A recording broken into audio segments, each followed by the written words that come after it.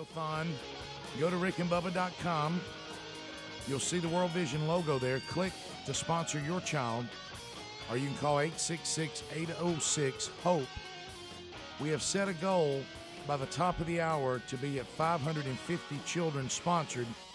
We're at 467 right now.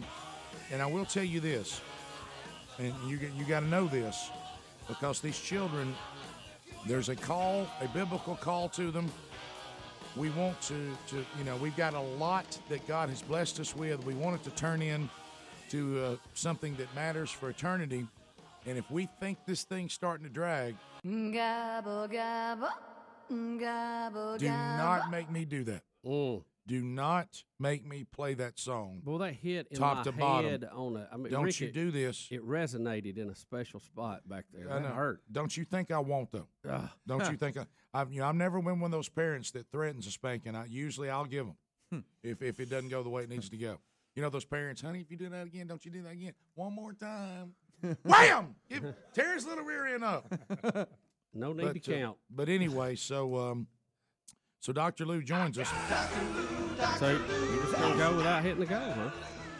Well, Is that it? we're not to the goal.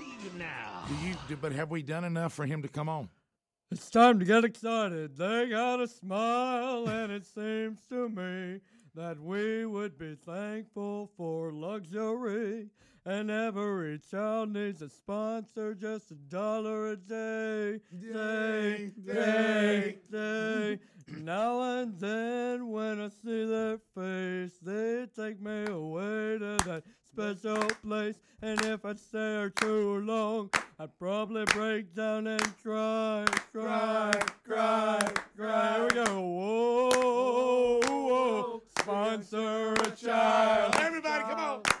Here we go, guys. One more time. Whoa, sponsor a child. Come on, sing it again with me. Whoa, sponsor a child. Last time. Whoa, sponsor a child. Hello, Richard and William. How you doing, guys? buddy? Guys, it just gets me pumped to see all these incredible families step up and give a hope and a future to so many children around the world. This is what it's all about, is giving to those who are less fortunate than us. And guys, while we're talking about this, I kind of want to lighten a little bit of the subject here. Just talk a little college football.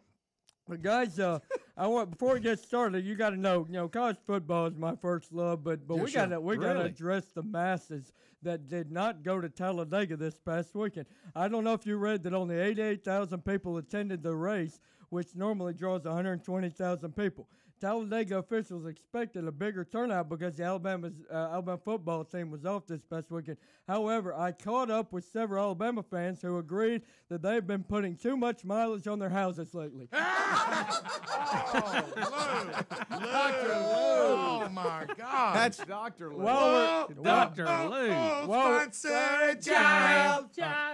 While we're talking Tide, how about Nick Saban this past weekend with his thoughts on the offensive style in college football? According to Nicky, the proliferation of the no-huddle offense in college football is dangerous to the health of players because guys get tired on the defensive side of the ball when they run back-to-back plays. Can't get set. Can't bring in substitutions. This is a true story. Yep. And Are you making this up? no, this is not. This is true. Former Vice President Al Gore agreed with Saban on his stance, saying no huddle is like debating in Denver. Give me more, Rick. Give me more. Boom. Sponsor the child. And guys, speaking of no huddle, how about that squad down there in Gainesville? Those Florida Gators are looking real good. And guys, they really have impressed fans and analysts across the country with that upset victory over the Les Miles and LSU Bengal Tigers. The Gators have been led by QB Jeff Driscoll, who has been reminiscent of Tim Tebow thus far this year. Even talk show hosts are talking about this guy. They're raving about Driscoll, saying how talented he is. Rosie O'Donnell What's his last name? Rosie O'Donnell said that he's almost got as much talent as Honey Boo Boo. and his name is Driscoll. Driscoll. Have you noticed the Gators' offense has got better the further away Charlie Watts has got? Absolutely. Yeah. Oh, Absolutely. yeah. And guys, speaking of boo-boos, how about the boo-boo that South Carolina Gamecocks put on the Georgia Bulldogs this past weekend? It was indeed a lonely night in Georgia, and the 35-7 loss to the Gamecocks left Georgia's players down and out. And when Mark Richt was asked about the team morale, he said they were going to bounce back faster than a QVC saleswoman. He's on fire! Fanny. Huffing and puffing. Oh, my goodness. I can't breathe. I got to get back on stage and make a commission.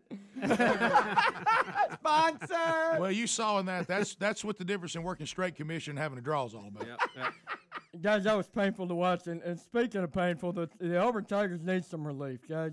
Most of the Tiger faithful have to look back to the Doug Barfield era to compare the pain the Plainsmen are going through right now. And it's quite shocking that we're discussing this only 18 months removed from a national championship.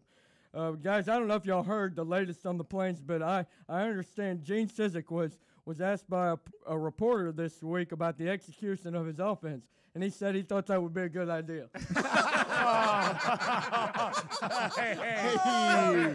Execute it. Boom. Get it off the plains. Get it out there.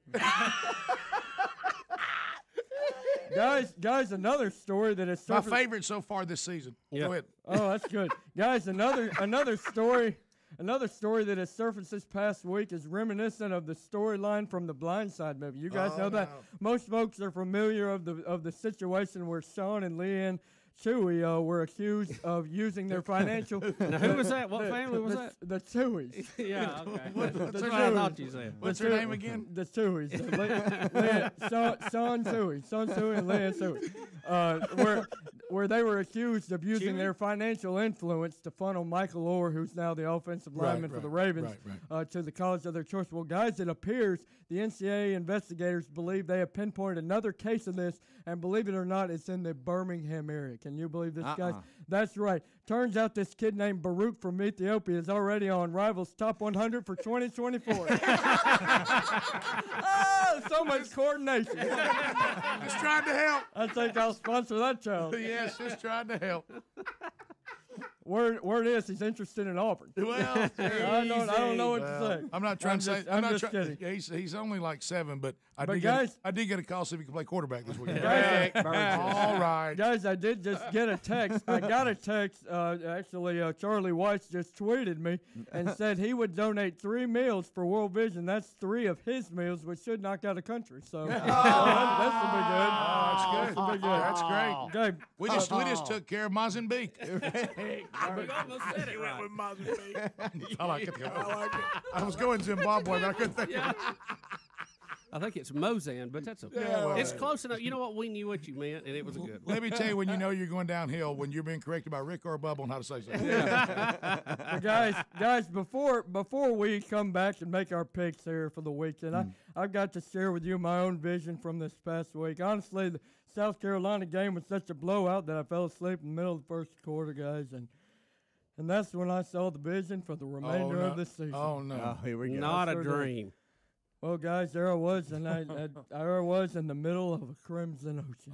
Oh. There was an ocean of just all crimson, with crimson sand lining the shores of the Crimson Sea. Were the Tuies in it? The Tuies were not there. Winds were swirling, and the crimson tides tossing me in the air. I thought I was drowning to my death when, out of nowhere, a green and gold unidentified flying object, otherwise known as a UFO, lit up the skies with a golden glow.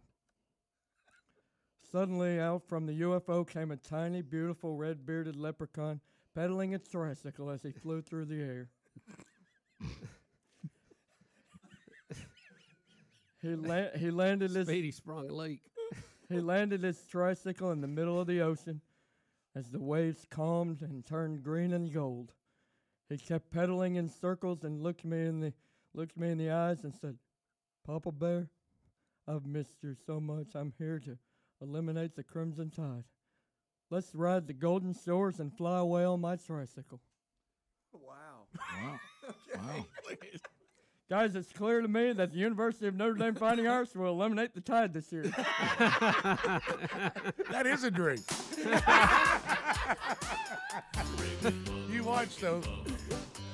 We're at 479 children being sponsored. We showed a little mercy and grace by letting Dr. Lou come in. Yeah. But I'm going to tell you this. We don't get to 550 by the top of this hour. Don't make us regret it. Guys, I don't know if this is relevant, but Gene Chiswick just texted me and is donating his offensive coordinator to World Vision. Rick and Bubba, Rick and Bubba.